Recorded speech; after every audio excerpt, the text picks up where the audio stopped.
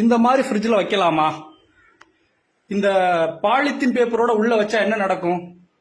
இப்ப சொல்றோம் இல்லையா, பிறந்த குழந்தையில இருந்து வயசானவங்களுக்கு முதற்கொண்டு 100ல ஒருத்தருக்கு கேன்சர் வருதுன்னு.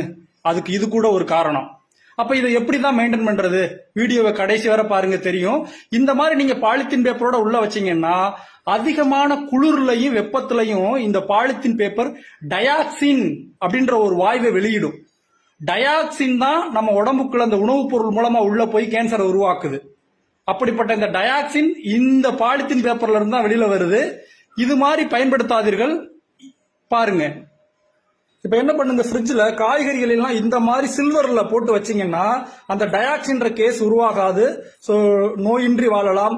நம்ம இந்த ஃப்ரிட்ஜை குளிர்சாதன இதை பயன்படுத்துறதே தவறுதான். வேறு வழி இல்லை. அவற்றுக்கு மாற்று வழி இந்த மாதிரி சில்வர் பாத்திரங்கள்ல பொருட்களை வைங்க.